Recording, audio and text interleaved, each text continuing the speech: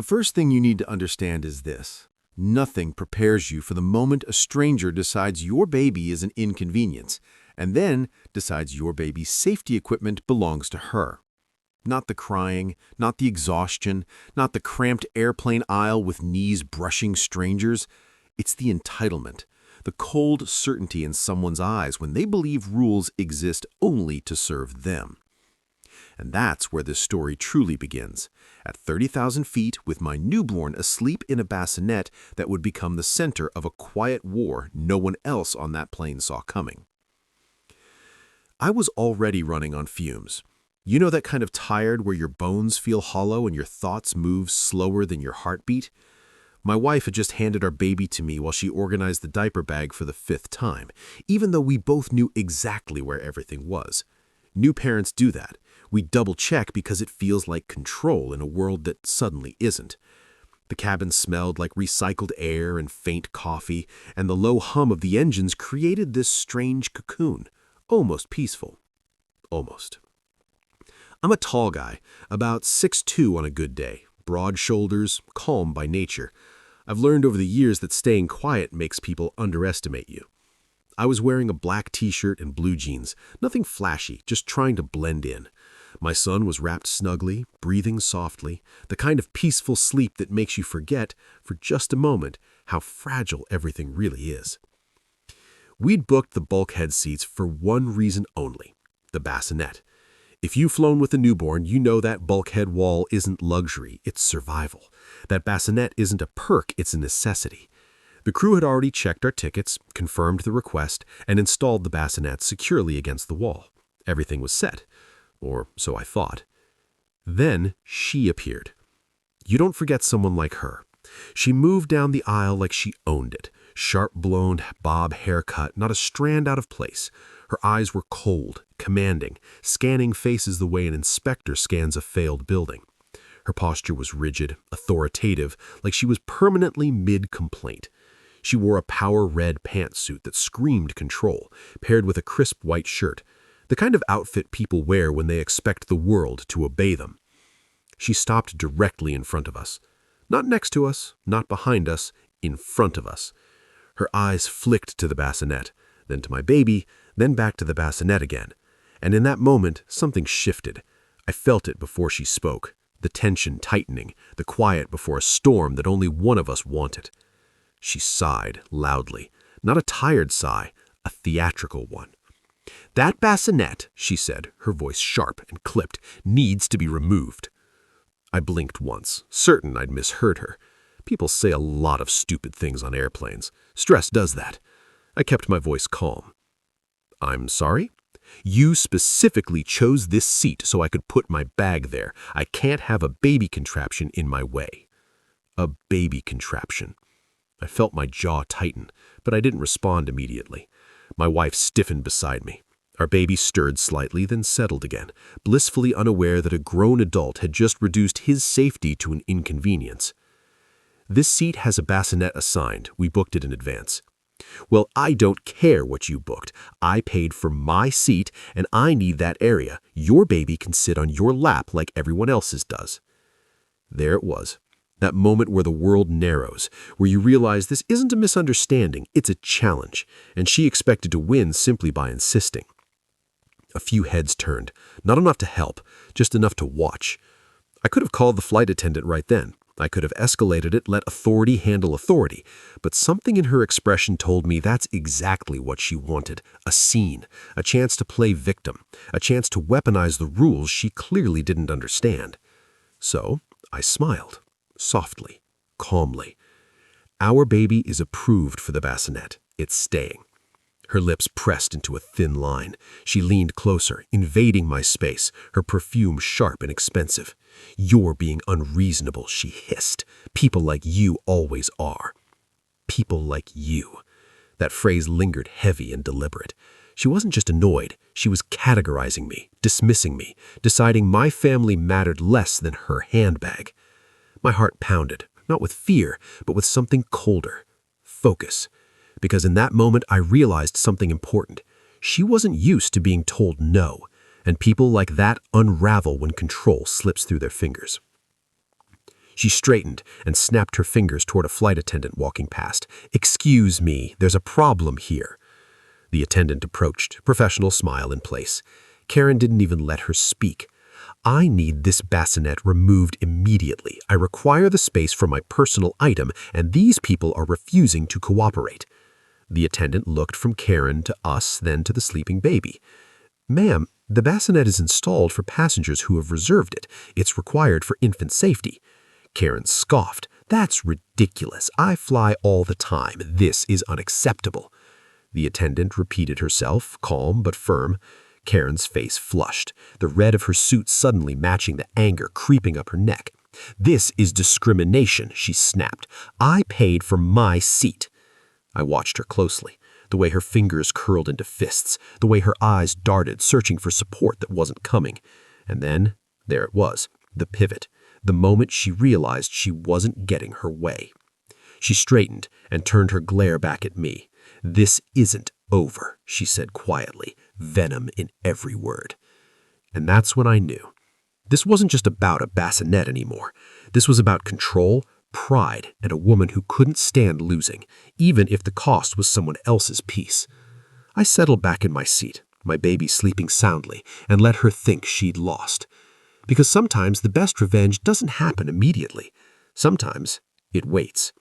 And as the plane began to taxi, I had no idea just how far she was about to push things, or how badly she'd regret it when I decided to push back, not with authority, not with rules, but with patience, strategy, and a calm smile she would never forget. And trust me, this was only the beginning. You know that feeling when a situation looks calm on the surface, but underneath it something ugly is brewing? That's exactly how the cabin felt once the plane leveled out. The engine settled into a steady roar, seatbelt signs clicked off, and people relaxed into their own little bubbles. But a few rows back, I could feel her eyes on me, burning, measuring, planning. I didn't turn around. I didn't give her the satisfaction. Instead, I focused on my son, his tiny chest rising and falling in the bassinet she had tried to take from him. That bassinet wasn't just plastic and straps. It was proof that for once she hadn't won. And that bothered her more than anything. About 20 minutes into the flight, I noticed movement in my peripheral vision. Karen stood up abruptly, nearly smacking a seated passenger with her elbow as she yanked her designer bag from under the seat. She made a show of struggling with it, sighing loudly, muttering just enough for people nearby to hear. "This is unbelievable," she complained to no one in particular. "Absolutely unbelievable." She marched toward the rear galley, heels clicking sharply against the aisle floor like gunshots. I watched reflections in the window instead of turning my head. Experience has taught me something important. When people crave attention, denying it drives them insane. Minutes passed, then more. I thought, foolishly, that maybe she'd given up. She hadn't. When she returned, she didn't go back to her seat immediately. Instead, she stopped right next to us again, too close. Her shadow fell across the bassinet. "I hope you know," she said quietly, leaning down so only I could hear, "if anything happens to my bag because of this mess, you'll be responsible." I looked up at her slowly, meeting her cold, commanding eyes with my own calm stare. Deep blue, steady, unbothered. "Your bag is fine." Her jaw tightened. "You don't get it. People like you never do." Again with that phrase. She straightened, spun on her heel, and slammed into her seat, hard enough that a few passengers flinched. I heard her yank at the armrest, then press the call button aggressively, over and over, like she was ringing an alarm. A flight attendant approached. Karen launched into her speech immediately, voice loud now, practiced, dripping with outrage. "This situation is affecting my comfort. I was promised space. I want to be moved, or they can be moved, preferably them." The attendant listened, nodding politely, then responded in that calm airline voice that says everything without actually saying it.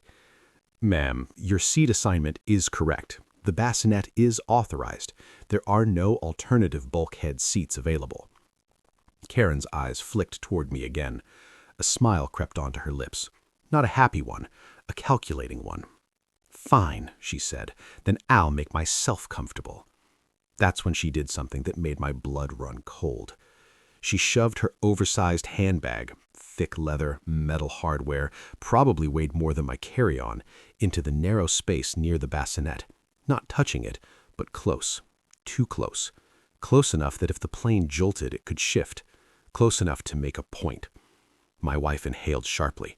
I placed a hand on her knee, a silent signal to stay calm. "That bag can't go there," I said, keeping my voice level. Karen didn't even look at me. "It fits. Problem solved." A flight attendant intervened, telling her to move it. Karen complied, slowly, dramatically, rolling her eyes the entire time. But the damage was done. She'd crossed the line. Not with words, with intent. And that's when something inside me clicked. See, up until that moment, I was just a tired dad protecting his kid. But when someone intentionally threatens your child's safety, even indirectly, something changes. You stop reacting. You start planning. The next hour was torture by 1,000 cuts. She kicked the back of my seat, accidentally, twice, then 3 times. She stood up repeatedly, brushing past the bassinet just a little too closely, pretending to lose her balance. Each time, my muscles tensed, ready, but I didn't move. I didn't react. I let her think she was getting away with it. People around us started to notice. Not enough to intervene, but enough that whispers began, side glances, quiet judgment. Karen thrived on it. At one point, she leaned over the aisle again and said, loud enough for others to hear, "Some people shouldn't fly with babies if they can't control them." My son slept through it all, peaceful, innocent, unaware that he was the target of a grown woman's resentment. That's when the idea formed. Revenge doesn't always look like shouting or confrontation. Sometimes it looks like letting someone reveal exactly who they are and then nudging them just enough to make them fall over their own ego. I waited. Meal service began. Trays clattered, the cabin filled with the smell of reheated pasta and coffee. Karen ordered wine, then another. Each glass loosened her restraint, sharpened her arrogance. She laughed loudly at nothing, made passive-aggressive comments to the flight attendant, complained about the baby again, even though he hadn't made a sound. Then, finally, the moment came. She stood up abruptly, reaching overhead for her bag. She struggled, tugging at it, irritated. Her seatbelt sign had just turned on due to light turbulence, but she ignored it. "Ma'am, please return to your seat," a flight attendant called out. Karen snapped back. "I know what I'm doing." That sentence, that exact sentence, it told me everything. As she yanked harder, her bag slipped completely. Not completely, but enough. Contents shifted. Something metallic clanged inside. Her balance wobbled. She grabbed the seat in front of her, the bulkhead seat. Our seat. The bassinet shook. Not dangerously, not enough to hurt my son, but enough. I stood up, instantly, calm, controlled. My height alone drew attention. Conversations around us stopped. "Don't touch that," I said quietly. The cabin went silent. Karen froze, halfway standing, halfway falling. She looked up at me shocked. Not with fear, but with shock. Shock that I'd finally stood up. Shock that I wasn't the passive obstacle she'd imagined. "You're threatening me," she snapped. "No, I'm protecting my child." People were watching now, really watching. She opened her mouth to argue, and then it happened. Her bag finally tore loose from the overhead bin. It fell, hard, right onto her lap as she dropped back into her seat with a yelp. The sound echoed. Gasps rippled through the cabin. Nothing catastrophic, but humiliating, undeniable, public. A flight attendant rushed over. "Ma'am, are you all right?" Karen's face burned red, not from pain, from embarrassment. And for the first time since she boarded that plane, she wasn't in control of the narrative. I sat back down slowly, my heart steady, my son still sleeping peacefully behind me. I hadn't touched her. I hadn't raised my voice. I hadn't broken a single rule. I'd simply let her arrogance do the work for me. But deep down, I knew something else too. This wasn't the end. Because people like Karen don't accept humiliation quietly. They escalate. And when she finally did, she would give me exactly what I needed to finish this on my terms. If you've ever dealt with someone like her, you know the most dangerous moment isn't when they're loud. It's when they go quiet. After that bag dropped in her lap and the entire cabin saw it, Karen didn't explode. She didn't scream. She didn't demand a manager. She did something far more unsettling. She smiled. Not at anyone in particular, just a tight, controlled smile as she adjusted her power-red pantsuit, smoothed invisible wrinkles, and sat back like nothing had happened. But her eyes, those cold, commanding eyes, never stopped moving. Counting, calculating, waiting. That's when I knew the real storm hadn't even started. The flight attendant asked her to remain seated. Karen nodded politely, suddenly cooperative, suddenly pleasant. She even apologized, quietly, vaguely, just enough to look reasonable. People relaxed again. The tension softened. Some passengers went back to their movies. Others closed their eyes. I didn't. I've learned something in life. When someone switches tactics that fast, it's because they've chosen a different weapon. About 15 minutes later, my wife leaned toward me and whispered, "She's staring again."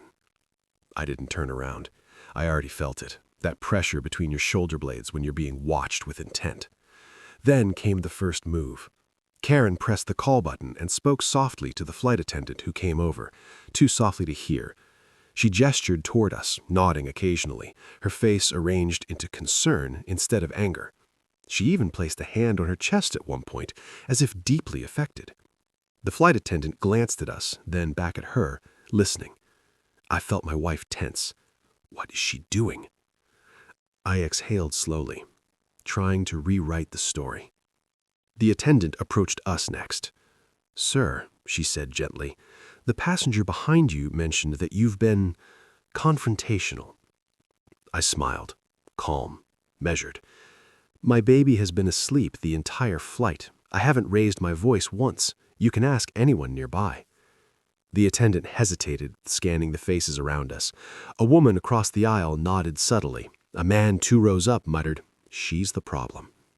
Karen saw it happen, and that's when she snapped, not outwardly, but inwardly. Her jaw clenched, her hands gripped the armrests. Her carefully constructed mask cracked just enough for me to see the fury underneath. She stood up again, seatbelt signs still on. This time she didn't pretend. She leaned forward over the seat, her face inches from mine. "You think you're clever. You think people like you get to embarrass me and walk away." Her breath smelled faintly of wine and bitterness. I looked up at her slowly, deliberately, making sure my calm contrasted sharply with her aggression. People noticed. Phones came out, not openly, but enough. "I think," I said evenly, "that you should sit down." She laughed, a sharp, humorless sound. Or what? And there it was, the challenge. Not to authority, to me. I didn't raise my voice. I didn't threaten her. I simply leaned forward slightly, enough that she had to lean back to keep eye contact. "You'll keep proving exactly who you are." That did it.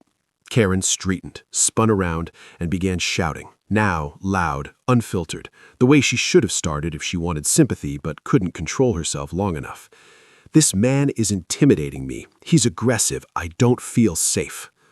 The word safe echoed in the cabin like a dropped glass. My baby stirred for the first time since boarding, a soft whimper. Something in me hardened. I stood up fully this time, all 6+ feet of me. Calm face, steady eyes, hands visible, non-threatening, controlled. "I haven't touched you," I said clearly, for everyone to hear. "You approached me, repeatedly. You interfered with my child's bassinet. You ignored crew instructions, and now you're lying." The silence that followed was heavy. Karen opened her mouth and then stopped, because people were nodding. Not all of them, but enough. She looked around, realizing the room had turned. Her power, the attention, the narrative, the assumed authority, it was gone. That's when I delivered the final blow. Not with words, with patience. I reached down and gently lifted my son from the bassinet, holding him against my shirt. His tiny fingers curled into my shirt. The sight disarmed the entire row. Then I looked at Karen, not angrily, not smugly, but with something far worse. Disappointment. "You wanted the bassinet for your bag," I said calmly. "So here, Look at what you were willing to risk." She scoffed. "Don't dramatize." "Look," I repeated, louder now, steady, unyielding. She looked. Really looked. For the first time, she didn't see an obstacle or a seat assignment or a thing in her way. She saw a sleeping infant, small, helpless, completely dependent. And something changed. Not remorse, not empathy, but awareness. Everyone was watching. Her reputation in that cabin was done. She sank back into her seat without another word. From that point on, she didn't speak, didn't stand, didn't press the call button again. She stared straight ahead like a statue carved from pride and resentment. The rest of the flight passed quietly. When we landed, the seatbelt sign turned off and people stood to retrieve their bags. Karen remained seated, still, frozen. As we prepared to leave, a woman touched my arm gently. "You handled that with a lot of class," she said softly. I nodded. "Thank you." Karen finally stood when the aisle cleared. She avoided eye contact, no comments, no last-minute jab, just silence. As she passed me, her shoulder brushed mine, accidentally. This time. She paused, just for a fraction of a second, then kept walking. No apology. But she didn't need to say anything. She boarded that plane expecting control, obedience, and submission. She left it stripped of all three, not by authority, not by rules, but by her own behavior reflected back at her. I settled my baby back into his carrier and stepped into the terminal with my wife beside me, exhausted but intact. And as we walked away, I realized something important. The best revenge isn't loud, it isn't violent, it isn't even satisfying in the way people expect. Sometimes it's simply standing your ground so firmly, so calmly, that someone else collapses under the weight of their own entitlement. And that's a lesson Karen learned at 30,000 feet. One she'll never forget.